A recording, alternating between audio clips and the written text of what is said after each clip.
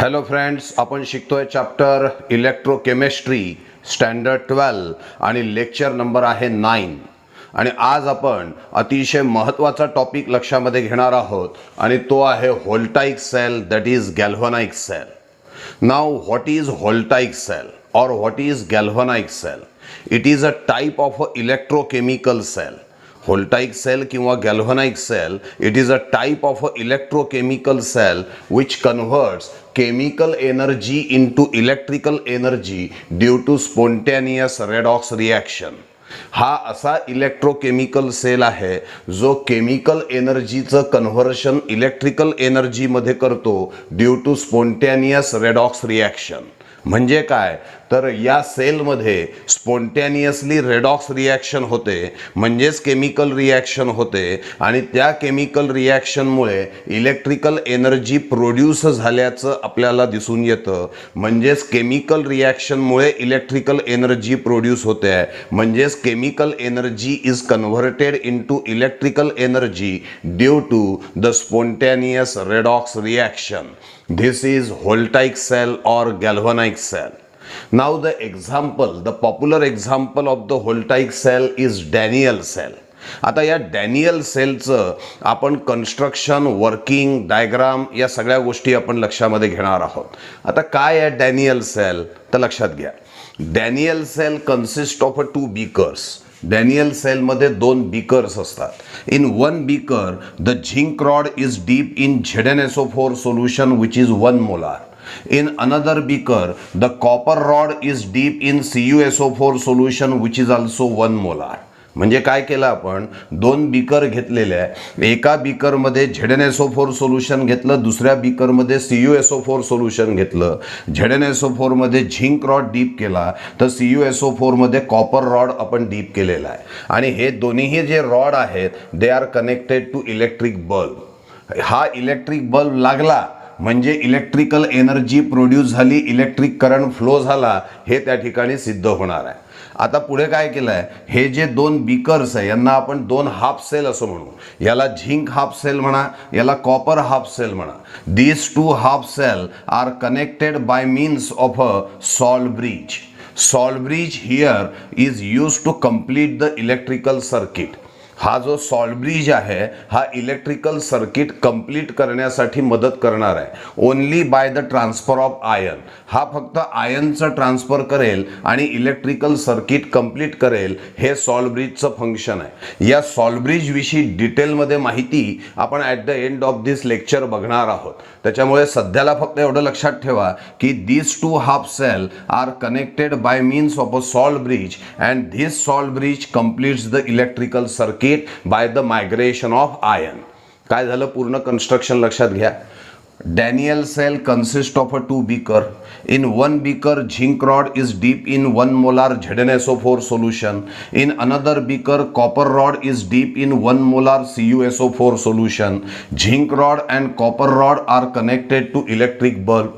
These 2 half cell, zinc half cell and copper half cell are connected by means of a salt bridge. Salt bridge completes the electrical circuit by the transfer of ions only. This is about the construction of the Daniell cell. आता हा जो Daniel sale आहे हा Daniel sale काम कसं करतो हे आपल्याला लक्षामध्ये घ्यायचं आहे. That is about the working of the cell. या ठिकाणी एक गोष्ट लक्ष द्या. इकडे झिंक रॉड आहे म्हणजे झिंक मेटल आहे, इकडे कॉपर मेटल आहे. दोघंही खरं तर पाहिलं तर मेटल्स आहे आणि आपल्याला माहिती आहे metal has tendency to lose electron, that is metal has tendency to undergo oxidation. ही बेसिक टेंडन्सी आहे मेटलची की ते इलेक्ट्रॉन लूज करतात, म्हणजे ते ऑक्सिडेशन त्या ठिकाणी कॅरी आउट करत असतात.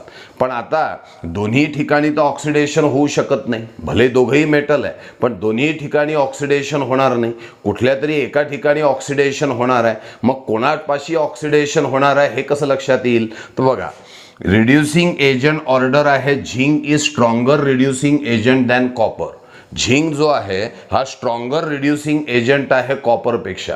मग झिंक जर का स्ट्रॉंगर रिड्युसिंग एजंट आहे, that is zinc has greater tendency to undergo oxidation as compare to copper. झिंककडे ऑक्सिडेशन रिॲक्शन करण्याची जास्त टेंडन्सी आहे कोणापेक्षा? कॉपरपेक्षा. आणि त्यामुळे हे तर डिसाईड झालं की झिंक आणि कॉपर जरी दोघंही मेटल असले तरी दोघांपाशीही ऑक्सिडेशन होणार नाही. झिंक हा स्ट्रॉंगर रिड्युसिंग एजंट असल्यामुळे झिंकपाशी होणार ऑक्सिडेशन आणि त्यामुळे कॉपरपाशी त्याची इच्छा नसताना सुद्धा होणार रिडक्शन. कारण एका ठिकाणी जेव्हा ऑक्सिडेशन होतं तेव्हा नॅचरली दुसऱ्या ठिकाणी रिडक्शन होणार आहे. तर झिंकपाशी होणार आहे ऑक्सिडेशन आणि कॉपर हाफ सेलमध्ये होणार आहे रिडक्शन. हे का झालं? Because zinc is stronger reducing agent than copper and that's why zinc has greater tendency to undergo oxidation as compare to copper. मग ही गोष्ट डोक्यात ठेवून आपण working of the Daniell cell हे लक्षामध्ये घेणार आहोत. काय होतं बघा, या झिंक हाफ सेलमध्ये हा जो झिंक रॉड आहे, या झिंक रॉडपाशी ऑक्सिडेशन होणार. आत्ताच आपण सांगितलं, म्हणजे लॉस ऑफ इलेक्ट्रॉन होणार आहे. कसं होईल बघा, here the zinc atoms from the zinc rod enters in to the solution as a Zn2+ ion leaving behind electrons on the electrode. That's why this zinc electrode becomes negative charge. आता काय झालंय, zinc रॉडमधले जे zinc atoms आहे ते सोल्युशनमध्ये enter होतात as a Zn2+ ion leaving behind electrons on the electrode. Hence zinc rod is called as negative terminal because the electrons are there on the electrode. आणि reaction काय झाली, Zn gives Zn2+ + 2 electron. ही reaction त्या ठिकाणी झाल्याचं दिसून येतं. Zn enters into the solution as a Zn2+ ion leaving behind electrons on the electrode. That's why zinc becomes negative rod. Zinc जो आहे हा निगेटिव्ह रॉड झाल्याचं दिसतं. बरं, झिंकपाशी लॉस ऑफ इलेक्ट्रॉन झालाय म्हणजेच ऑक्सिडेशन किंवा डी इलेक्ट्रोनेशन झालेलं आहे, म्हणजेच झिंक हा ॲनोड म्हणून काम करणार. ज्या इलेक्ट्रोडपाशी ऑक्सिडेशन होतं त्याला ॲनोड असं म्हटलं जातं आणि झिंक रॉडवरती इलेक्ट्रॉन्स राहतात म्हणून त्याला निगेटिव्ह टर्मिनल असं आपण म्हणणार आहे. हा निगेटिव्ह टर्मिनल म्हणून काम करणार आहे हे लक्षामध्ये ठेवा. रिॲक्शन काय झाली, Zn enters into the solution as a Zn2+ ion leaving behind electrons on the electrode. आता काय झालंय, झिंक ॲटम सोल्युशनमध्ये एंटर झाले Zn2+ म्हणून, म्हणजेच इथले झिंक ॲटम्स कमी झालेले आहे आणि त्यामुळे काय होतं, the size of the zinc rod gradually decreases. Size of the zinc rod जे आहे हे हळूहळू कमी झाल्याचं आपल्याला दिसून येतं.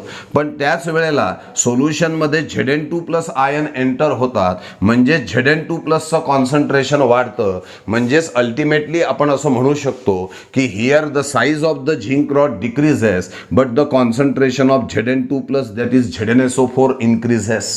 ठीक आहे की नाही? काय सांगितलं आपण पहिल्यापासून बघा, zinc is a stronger reducing agent than copper. Hence zinc undergoes oxidation quickly than copper. Hence what reaction takes place here, the Zn gives Zn2+ + 2 electron. हे Zn2+ enters into the solution आहे. Electrons इलेक्ट्रोडवर आहे त्याला negative charge मिळाला. इथे loss of electron झालाय म्हणजे oxidation झालंय आणि ऑक्सिडेशन झालंय म्हणजे झिंक रॉड हा काय म्हणून काम करणार, तर ॲनोड म्हणून काम करणार असं म्हणता येईल. ऑक्सिडेशनलाच अजून एक शब्द वापरतात, डी इलेक्ट्रोनेशन. डी म्हणजे रिमूव्हल. जिथे रिमूव्हल ऑफ इलेक्ट्रॉन झालेला आहे त्याला डी इलेक्ट्रोनेशन किंवा ऑक्सिडेशन असं म्हटलं जातं. या ठिकाणी झिंक ॲटम हे सोल्युशनमध्ये एंटर झाले म्हणून size of the zinc rod decreases while the concentration of Zn2+ ultimately concentration of ZnSO4 increases. ठीक आहे, तर हे झालं सगळं झिंक हाफ सेलमध्ये आणि झिंक हाफ सेलपाशी ऑक्सिडेशन आहे म्हणजे झिंक रॉड हा ॲनोड म्हणून काम करतोय हे लक्षात आलेलं आहे.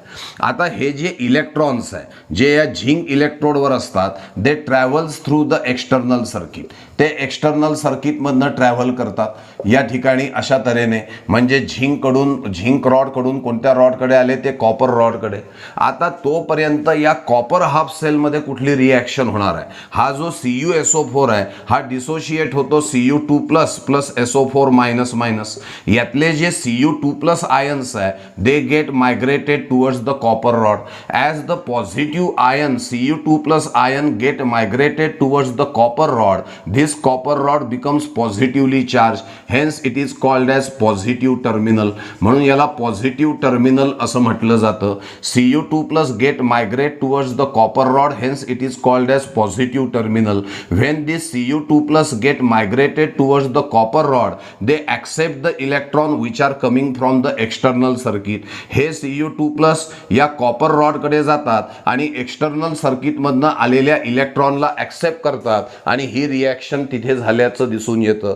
Cu2 plus plus 2 electron gives Cu आणि याच्यावरती कॉपर डिपॉझिट झाल्याचं आपल्याला दिसून येतं. As the copper is deposited here the size of the copper rod increases. Size of the copper rod increases. पण त्याच वेळेला यातले Cu2 प्लस इकडे गेलेले आहे म्हणजे सोल्युशनमधले Cu2 प्लस आयन्स कमी झालेले आहे म्हणजेच concentration of Cu2 plus decreases. Ultimately म्हणता येईल कॉन्सन्ट्रेशन ऑफ CuSO4 डिक्रीजेस. म्हणून इथे आपण दोन शब्द दिले की size of the copper rod increases at copper is deposited here but the concentration of CuSO4 decreases because Cu2 plus ion get migrated towards the copper rod. आता या ठिकाणी रिॲक्शन कोणती झाली बघा. Cu2 प्लसनी हे दोन इलेक्ट्रॉन ॲक्सेप्ट केले म्हणजे गेन ऑफ इलेक्ट्रॉन झालेला आहे. Cu2 plus plus 2 electron gives Cu. Gain of electron झाला आहे म्हणजे या ठिकाणी झालेला आहे रिडक्शन आणि ज्या इलेक्ट्रोडपाशी रिडक्शन होतं तो इलेक्ट्रोड काम करतो कॅथोड म्हणून. तर हा कॅथोड म्हणून काम करणार आहे. Cu2 plus plus 2 electron gives Cu. Gain of electron it is called as reduction or it is also called as electronation. म्हणजे लॉस ऑफ इलेक्ट्रॉन म्हणजे ऑक्सिडेशन डी इलेक्ट्रोनेशन. तर गेन ऑफ इलेक्ट्रॉन म्हणजे reduction आणि electronation असं आपण त्याला म्हणतो. आता काय झालंय बघा या ठिकाणी आपल्याला ऑक्सिडेशन झाल्याचं दिसतं इथे रिडक्शन झाल्याचं दिसतं म्हणजेच इथे स्पॉन्टॅनियसली ऑक्सिडेशन रिडक्शन रिॲक्शन झाल्याचं दिसतंय म्हणजेच इथे स्पॉन्टॅनियसली रेडॉक्स रिॲक्शन झाल्याचं दिसतंय आणि या स्पॉन्टॅनियस रेडॉक्स रिॲक्शनमुळे एक्सटर्नल सर्किटमधून या झिंक रॉडकडून कॉपर रॉडकडे म्हणजेच ॲनोडकडून कॅथोडकडे ट्रान्सफर ऑफ इलेक्ट्रॉन झाल्याचं आपल्याला दिसतं. ज्या डायरेक्शननी इलेक्ट्रॉन ट्रॅव्हल होतात त्याच्या विरुद्ध डायरेक्शन इलेक्ट्रिक करंट फ्लो होतो हे तुम्हाला माहिती आहे. म्हणजे इलेक्ट्रॉन्स ट्रॅव्हल होतात ॲनोड म्हणजे झिंक रॉड कडून कॅथोड म्हणजे कॉपर रॉडकडे तर त्याच्या अपोजिट डायरेक्शन मध्ये इलेक्ट्रिक करंट फ्लो होतो म्हणजे electric current flows from cathode to anode and as the electric current flows through this external circuit that results in the glowing of the bulb. म्हणजेच या spontaneous redox रिॲक्शननी म्हणजेच या chemical एनर्जीनी कुठली energy produce झालेली आहे तर इलेक्ट्रिकल एनर्जी प्रोड्यूस झाल्याचं आपल्याला दिसून येतं.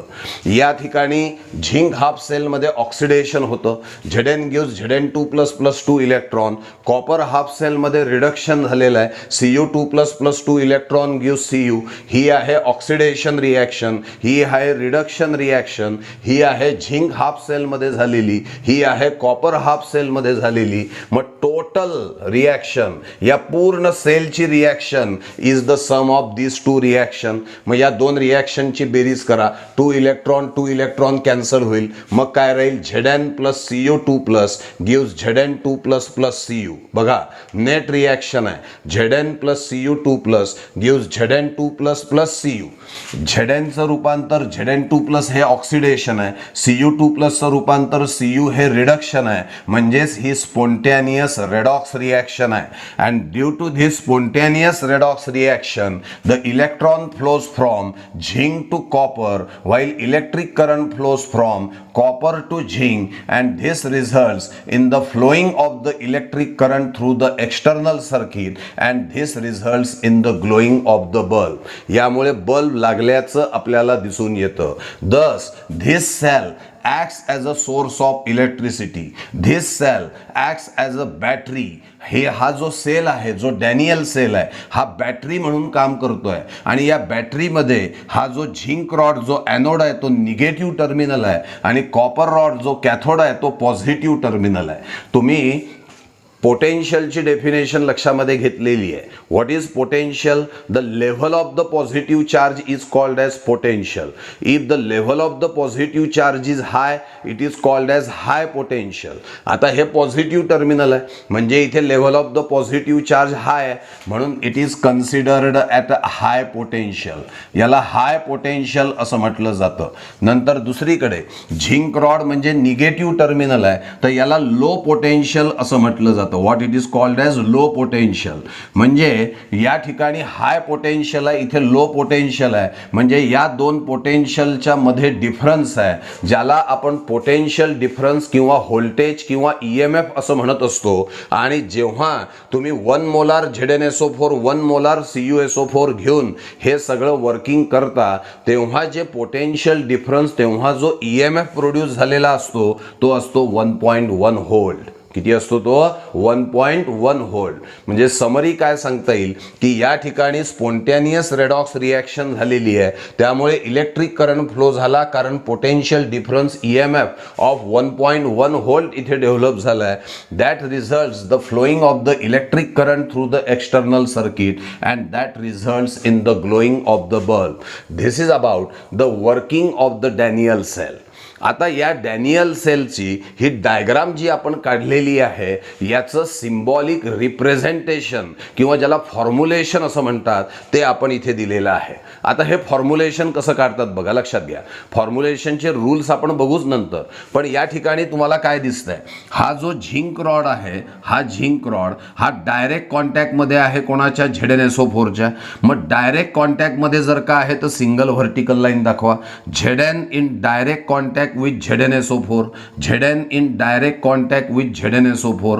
आता हे ZnSO4 आणि CuSO4 हे डायरेक्ट कॉन्टॅक्ट मध्ये नाही, तर हे सॉल्ब्रिजच्या माध्यमातून कॉन्टॅक्ट मध्ये आलेले आहे, याला इनडायरेक्ट कॉन्टॅक्ट असं म्हणतात. मग ZnSO4 आणि CuSO4 हे सॉल्ब्रिजच्या माध्यमातून इनडायरेक्ट कॉन्टॅक्ट मध्ये आहे, तर तो इनडायरेक्ट कॉन्टॅक्ट सॉल्ब्रिजच्या मदतीने आहे, तर त्यासाठी डबल व्हर्टिकल लाईन दाखवतात. पुन्हा हा जो CuSO4 आहे, हा डायरेक्ट कॉन्टॅक्ट मध्ये आहे Cuच्या, तर डायरेक्ट कॉन्टॅक्ट दाखवला जातो सिंगल व्हर्टिकल लाईन. काय बोलतोय बघा, Zn in direct contact with ZnSO4, म्हणून Zn single vertical line ZnSO4. ZnSO4 and CuSO4 are in indirect contact by means of a salt bridge, so in between them the double vertical line is there. Again CuSO4 is in direct contact with Cu, it is indicated by single vertical line. म्हणजे या सेलचं हे representation आहे की zinc in contact with ZnSO4, ZnSO4 in indirect contact with CuSO4, CuSO4 in direct contact with Cu. त्यातला Zn हा anode आहे, negative terminal आहे, कॉपर हा कॅथोड आहे, हा पॉझिटिव्ह टर्मिनल आहे. आणि या वर्किंगच्या दरम्यान आपण बघितलं की इलेक्ट्रॉन फ्लो होतात आहे झिंककडून कॉपरकडे. हे इलेक्ट्रॉन फ्लो होतात आहे झिंककडून कॉपरकडे, तर इलेक्ट्रिक करंट फ्लो होतो आहे कॉपरकडून झिंककडे. म्हणजे डायरेक्शन ऑफ इलेक्ट्रॉन आणि डायरेक्शन ऑफ इलेक्ट्रिक करंट हा एक्झॅक्टली अपोजिट असतो, हे माहिती आहे. आणि या पद्धतीचं कन्स्ट्रक्शन केल्यानंतर जो व्होल्टेज, जे पोटेन्शियल डिफरन्स, जो EMF प्रोड्यूस होतो तो किती असतो? 1.1 व्होल्ट. हे आपण सगळं याचं वर्किंग लक्षामध्ये घेतलेलं आहे. एकदा रॅपिड रिवाइज करू, लक्ष द्या. Daniell cell. Daniell cell consists of two beakers. In one beaker, zinc rod is deep in ZnSO4 solution. In another beaker, copper rod is deep in CuSO4 solution. These two rods are connected to electric bulb. These two half cell are connected by means of a salt bridge. ठीक है, salt bridge connects these two half cell and completes the electrical circuit by the migration of ion. कोणते ions migrate होतात? तर इथे जे SO4 minus minus access असतात ते या सॉल्ट ब्रिज मधनं ट्रॅव्हल होतात, इकडे येतात आणि या Zn2 प्लस सोबत ते कंबाईन होतात. म्हणजे याच्या माध्यमातनं या SO4 मायनस मायनसचं मायग्रेशन झाल्याचं आपल्याला दिसून येऊ शकतं. आता पुढे याचं वर्किंग लक्षामध्ये घ्यायचं आहे. त्यामध्ये सगळ्यात महत्त्वाची कन्सेप्ट ही आहे की zinc is stronger reducing agent than copper, hence zinc undergoes oxidation quickly as compare to copper. म्हणजे झिंक पाशी ऑक्सिडेशन होणार आहे आणि त्यामुळे कॉपर पाशी निश्चितच काय होणं अपेक्षित आहे, तर रिडक्शन होणं अपेक्षित आहे. म्हणजे झिंक हाफ सेलमध्ये ऑक्सिडेशन, तर कॉपर हाफ सेलमध्ये होणार आहे रिडक्शन. कशा पद्धतीने होतं बघा, झिंक स्ट्रॉंगर रिड्युसिंग एजंट असल्यामुळे त्याच्यापाशी ऑक्सिडेशन. मग हा जो झिंक रॉड आहे यातले zinc atoms enters into the solution as a Zn2+ ion leaving behind electrons on the electrode, so electrode gets negative charge. And as zinc atoms enters into the solution, that's why the size of the zinc rod decreases, but as Zn2+ enters into the solution, the concentration of Zn2+ increases here. Now these two electron travels through the external circuit towards the copper half cell. आता copper half cell मध्ये काय होतं, Cu2+ ion from CuSO4 solution get migrate towards the electrode.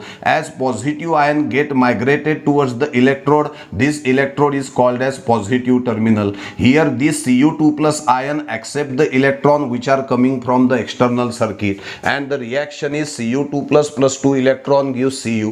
Thus the copper is deposited on copper rod. Due to this the size of the copper rod increases, but the concentration of Cu2+ decreases here.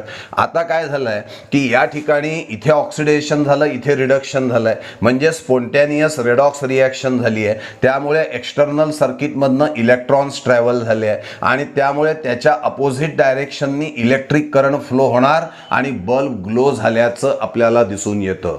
दस the spontaneous redox reaction, that is chemical energy, is converted into electrical energy in this Daniell sale.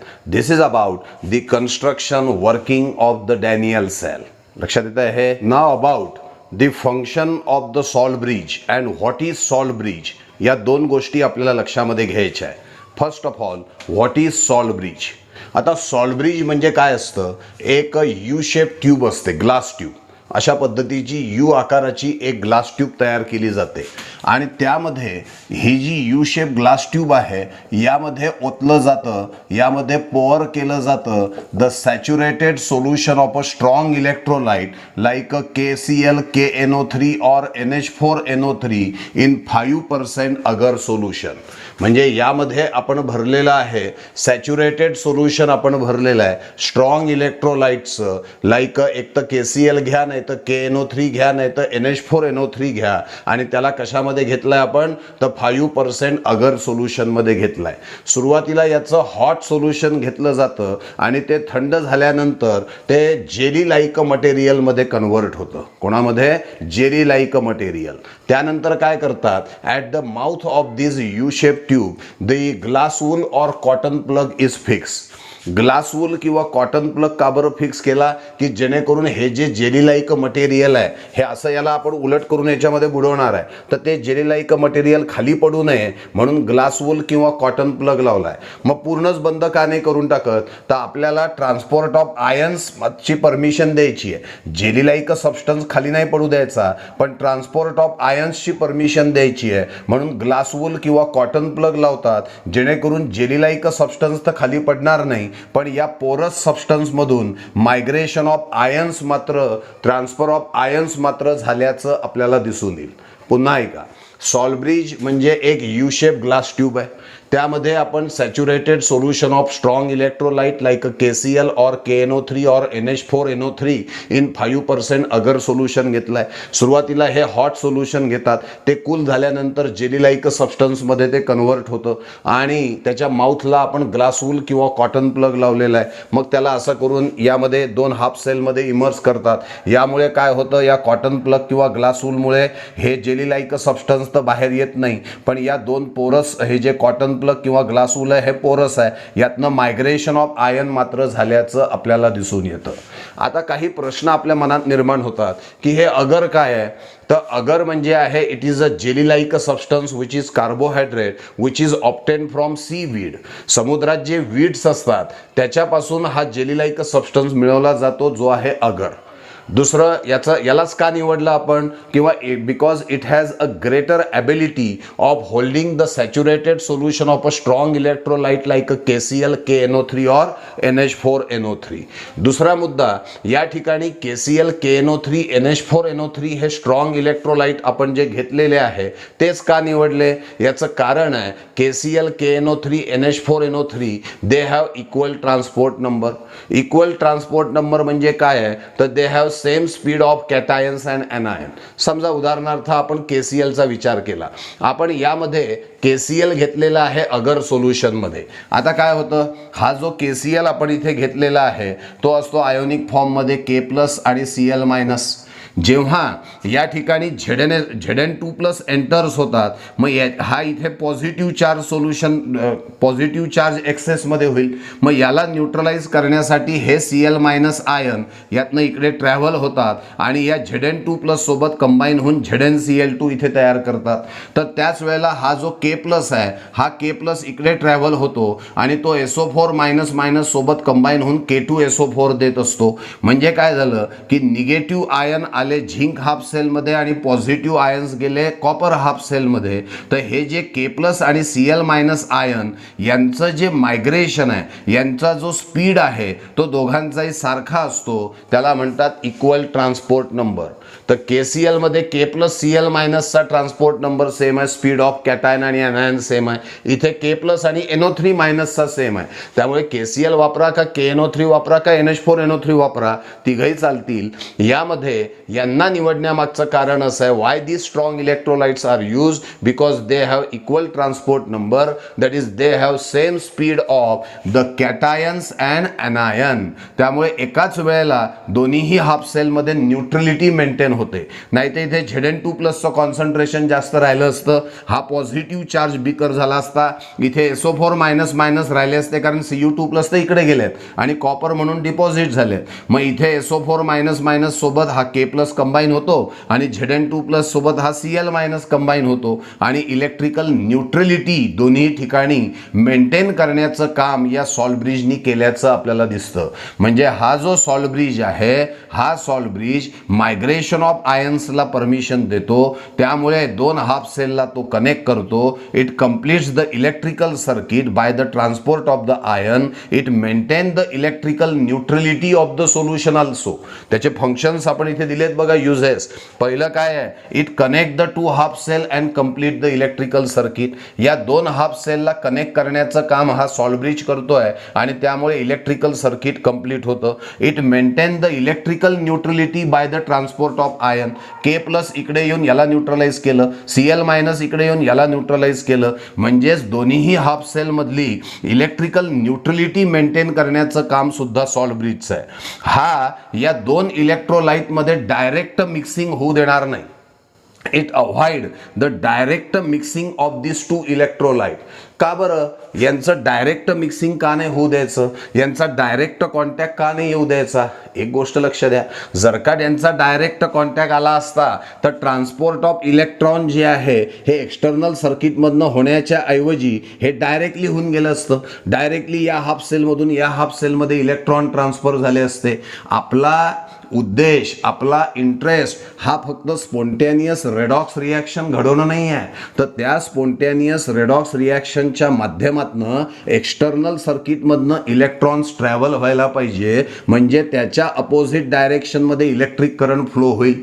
म्हणजे आपला interest आहे reaction व्हायला पाहिजे आणि reaction होताना external सर्किटमधनं electron travel झाले पाहिजे. कारण एक्सटर्नल सर्किटमधनं इलेक्ट्रॉन ट्रॅव्हल झाले तरच एक्सटर्नल सर्किटमधनं इलेक्ट्रिक करंट फ्लो होईल आणि बल्ब ग्लो होईल, जो आपलं टार्गेट आहे की आपल्याला इलेक्ट्रिकल एनर्जी प्रोड्यूस करायची आहे. या दोन इलेक्ट्रोलाइटचा डायरेक्ट कॉन्टॅक्ट आला असता तर ट्रान्सफर ऑफ इलेक्ट्रॉन इथेच डायरेक्टली झालं असतं. ते ट्रान्सफर ऑफ इलेक्ट्रॉन एक्सटर्नल सर्किटमधनं झालं नसतं आणि मग एक्सटर्नल सर्किटमधनं इलेक्ट्रिक करंट पण फ्लो झाला नसता आणि जे टार्गेट आहे आपलं, जो एम आहे, तो एम आपला इथे प्राप्त होऊ शकला नसता.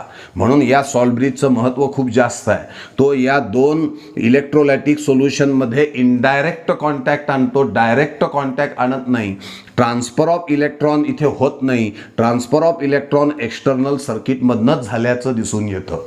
दुसरा एक प्रॉब्लेम अजून सांगतो, जर का या दोघांमध्ये डायरेक्ट सॉल्ट ब्रिज वापरला नसता तर या दोन इलेक्ट्रोलाइट म्हणजे ZnSO4 आणि CuSO4 यांच्यामध्ये डायरेक्ट कॉन्टॅक्ट आला असता आणि हे दोन इलेक्ट्रोलायटिक सोल्युशन एकमेकांमध्ये डिफ्यूज झाले असते, एकमेकांमध्ये ते पसरले असते आणि त्यामुळे लिक्विड जंक्शन पोटेन्शियल तिथे डेव्हलप झालं असतं. आता डायरेक्ट कॉन्टॅक्ट इथे होत नाही आहे, इथे इनडायरेक्ट कॉन्टॅक्ट होतोय, त्यामुळे लिक्विड जंक्शन पोटेन्शियल डेव्हलप होणार नाही. म्हणजे सॉल्ट ब्रिजचा अजून एक उपयोग आपण सांगितला आहे की it prevent the liquid junction potential. 4 function किंवा 4 युजेस या सॉल्ट ब्रिजचे आपण दिलेले आहे. पहिला, 2 हाफ सेलला तो कनेक्ट करतो आणि कंप्लीट्स द इलेक्ट्रिकल सर्किट. दुसरा, इलेक्ट्रिकल न्यूट्रलिटी तो मेंटेन करतो. तिसरा, या 2 इलेक्ट्रोलायटिक सोल्युशनचं डायरेक्ट मिक्सिंग तो होऊ देत नाही आणि त्यामुळे तो त्या ठिकाणी लिक्विड जंक्शन पोटेन्शियल सुद्धा डेव्हलप होऊ देत नाही.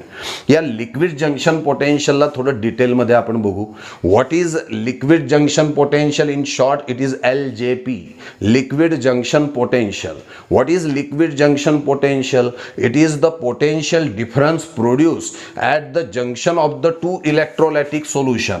समजा ZnSO4 आणि CuSO4 एकमेकाच्या डायरेक्ट कॉन्टॅक्टमध्ये असते तर यांचे आयन्स Zn2+SO4- Cu2+SO4- एकमेकांमध्ये डायरेक्टली मिक्स झाले असते आणि ज्या ठिकाणी ते मिक्स झाले असते ती जी लेयर आहे हा Zn2+SO4- हे इकडे ट्रॅव्हल झाले असते आणि Cu2+ आणि SO4- हे या साईडला ट्रॅव्हल झाले असते. यांचं डायरेक्ट मिक्सिंग झालं असतं आणि ज्या ठिकाणी डायरेक्ट मिक्सिंग झालं असतं त्या ठिकाणी पोटेन्शियल डेव्हलप झालं असतं. त्या पोटेन्शियलला म्हटलं जातं liquid junction potential. What is liquid junction potential? It is the potential difference produce at the junction of the 2 electrolytic solution due to direct contact.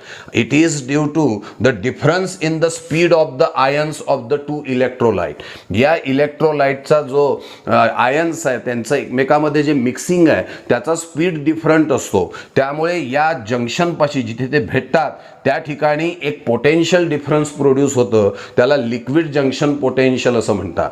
जर का डायरेक्ट कॉन्टॅक्ट झाला असता तर लिक्विड जंक्शन पोटेन्शियल डेव्हलप झालं असतं. तर या सेलनी create केलेलं जे पोटेन्शियल आहे जे 1.1 व्होल्ट आपण सांगतो ते कमी झालं असतं. म्हणून काय म्हणतात आहे, जर का लिक्विड जंक्शन पोटेन्शियल प्रोड्यूस झालं तर it decreases the cell potential. ते सेल पोटेन्शियल कमी करतं. मग काय करा, या दोघांमध्ये डायरेक्ट कॉन्टॅक्ट यूज देऊ नका, म्हणजे सॉल्ट ब्रिज वापरा. म्हणजेच काय होईल तर या ठिकाणी लिक्विड जंक्शन पोटेन्शियलच डेव्हलप होणार नाही. आणि जर का लिक्विड जंक्शन पोटेन्शियल 0 असेल तर सेल पोटेन्शियल मॅक्झिमम असल्याचं दिसेल. कारण लिक्विड जंक्शन पोटेन्शियल 0 म्हणजे यांचा डायरेक्ट कॉन्टॅक्ट नाही, म्हणजे इलेक्ट्रॉनचा ट्रान्सफर डायरेक्ट न होता तो एक्सटर्नल सर्किटमधनं होईल, अपोजिट डायरेक्शनमध्ये इलेक्ट्रिक करंट फ्लो होईल आणि मॅक्झिमम सेल पोटेन्शियल आपल्याला मिळाल्याचं दिसून येईल. All this is about the salt bridge which is a very important concept. आणि हा जो सॉल्ट ब्रिज आहे जो या 2 इलेक्ट्रोलायटिक सोल्युशनमध्ये इनडायरेक्ट कॉन्टॅक्ट दाखवतो त्याला डबल व्हर्टिकल लाईननी मेन्शन केलं जातं. Symbol for the salt bridge is double vertical line. Direct contact असेल ZnSO4 आपण सांगितला होता सिंगल व्हर्टिकल लाईननी तो दाखवतात. आणि जर का इनडायरेक्ट कॉन्टॅक्ट असेल सॉल्ट ब्रिजनी तर तो डबल व्हर्टिकल लाईननी या ठिकाणी दाखवला जातो. अशा तऱ्हेने या लेक्चरमध्ये आपण डॅनियल सेल पूर्णपणे बघितला आहे आणि त्या डॅनियल सेलमध्ये जो महत्त्वाचा सॉल्ट ब्रिज वापरला जातो त्याच्याविषयी सुद्धा आपण डिटेलमध्ये माहिती बघितलेली आहे. लक्षात आलं आहे? थँक्यू.